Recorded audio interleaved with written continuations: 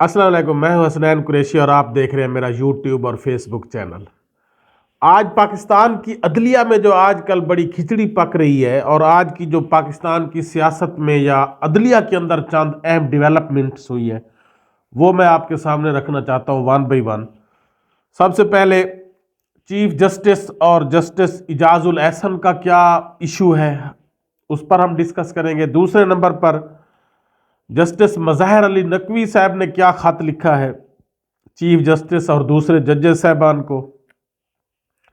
Special court میں آج عمران خان کی جو پیشی ہوئی ہے، اس کا بھی تھوڑا سا مختصر احوال۔ العزیزیہ ریفرنس میں جو نواز شریف کی بریت، اس پر بھی ہم تھوڑی سی نظر ڈالیں گے، اور بھٹو صاحب کا جو کیس سپریم کورٹ میں آج پہلی دفعہ چلا، اس پر بھی مختصر جلدی سے جلدی ان چند اہم ڈیولپمنٹ کے اوپر ہم نظر دوڑاتے ہیں۔ اس سے پہلے آپ دوستوں سب سے گزارش ہے کہ میرے چینل کو سبسکرائب کر دیں، لائک کر دیں، شکریہ۔ چیف جسٹس فیض عیسیٰ صاحب، جو جب بندیال عمر عطا بندیال صاحب چیف جسٹس تھے، تو اس وقت تو ان کے پاس بڑی مورالٹیز تھیں۔ چیف جسٹس صاحب بڑی اخلاقیات کا درس دیتے تھے اور بڑی بڑی بھڑکے مارتے تھے کہ جی ہم سے نہیں پوچھا جاتا، ہم سے ڈسکس نہیں کیا جاتا، عمر عطا بندیال صاحب خود سے بینچ بنا دیتے ہیں، یہ کر دیتے ہیں، وہ کر دیتے ہیں۔ تو یہ بڑا، اس وقت ان کو اخلاقیات بھی یاد تھیں، ان کو اپنی ویلیو بھی یاد تھی کہ ہم جی ویلیو ہمیں بھی نہیں دی جاتی، ہماری ویلیو ہے۔ تو اب وہی جو بویا وہی کاٹا، اب وہی ایشو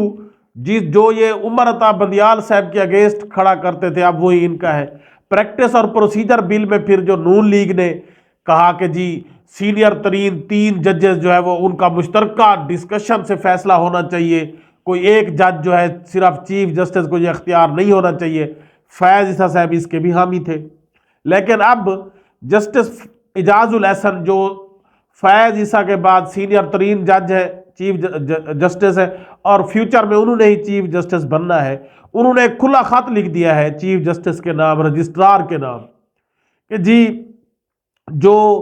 آرمی کورٹ کے خلاف، جو سویلین کے ٹرائل کے خلاف ڈیسیجن آیا تھا کہ جی سویلین کا ٹرائل آرمی کورٹ میں نہیں ہو سکتا، اس کے خلاف جو اپیلیں آئی ہے،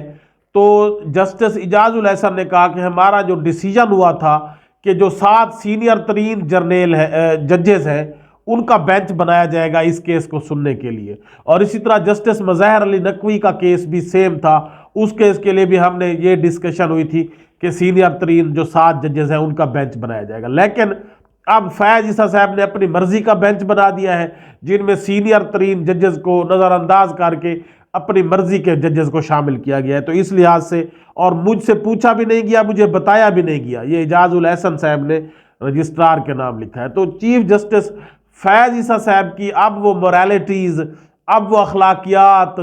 اب وہ قصے کہانیاں کہاں گئی جب وہ سابق چیف جسٹس عمر عطا بندیال صاحب کے دور میں کہتے تھے کہ جی مجھ سے نہیں پوچھا جاتا، مجھ سے اپنی مرضی کے بینچ بنائے جاتے ہیں۔ اب وہی ایلیگیشن آپ پر بھی شروع سے لگنا شروع ہو گئے ہیں اور آپ بھی اپنی مرضی کر رہے ہیں۔ تو یہ یقیناً انتہائی تشویشناک ہے، شروع سے ہی سینئر ججز کا ایک پھڈا جو ہے وہ پڑ چکا ہے۔ دوسرے نمبر پر جو جسٹس مظاہر علی نقوی نے جو خط لکھا ہے چیف جسٹس کو اور باقی ججز کو، اس خط کا مختصر متن کیا ہے کہ میں نے سیاسی اشرافیہ کے ہاتھوں کھلونا بننے سے انکار کیا جس کی مجھے سزا دی جا رہی ہے۔ یہ جسٹس مظاہر علی نقوی نے چیف جسٹس پاکستان اور باقی ججز صاحبان کے نام ایک کھلا خط لکھ دیا ہے کہ میں نے ان سیاسی اشرافیہ کے ہاتھوں کھلونا بننے سے انکار کیا ہے، مجھے اسی کی سزا دی جا رہی ہے، اور لگتا بھی یہی ہے یقیناً۔ اب دیکھیں چیف جسٹس صاحب پھر اس خط کا کیا جواب دیتے ہیں، کیا کرتے ہیں، وہ چند دنوں تک سامنے آ جائے گا۔ تیسرے number per the special court میں عمران خان کی جو پیشی ہے آج ہوئی ہے، مختصر سی ہوئی ہے، اور اس کو سماعت کو ملتوی کر دیا گیا کل تک۔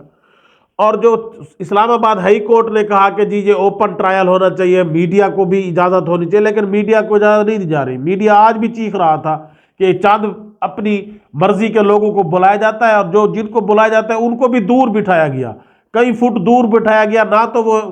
کیونکہ پہلی دفعہ جب وہ پہلی پیشی پر عمران خان کو انہوں نے چند سوال جواب کر دیے، عمران خان نے جواب دے دیے، تو اس سے یہ اشرافیہ جو ہے خائف ہو گئی، نگران حکومت خائف ہو گئی، عدلیہ خائف ہو گئی کہ عمران خان کو تو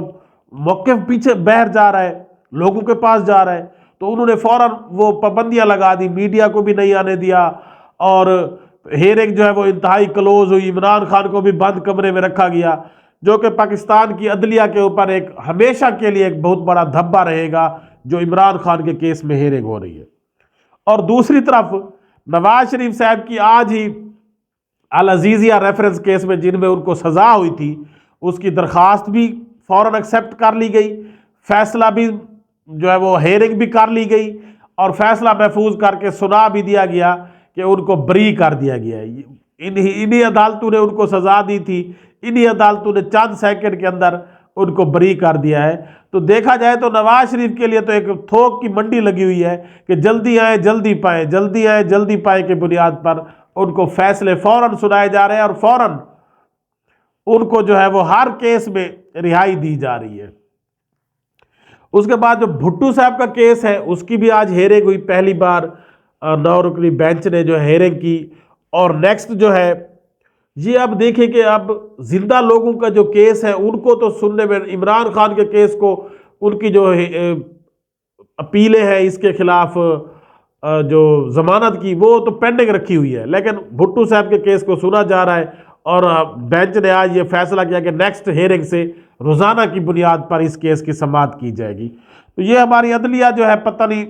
اب بھٹو صاحب کے کیس سے کیا نکالنا چاہتی ہے۔ جو اس کے کردار ہیں وہ تو سارے مر چکے ہیں، بھٹو صاحب مر چکے ہیں، جج صاحب مر چکے ہیں، ضیاء الحق صاحب بھی مر چکے ہیں، تو بجائے ان گڑھے مردے اکھاڑنے کے زندہ لوگوں کے بارے میں اگر سوچا جائے، ان کو انصاف دیا جائے تو زیادہ بہتر ہوگا۔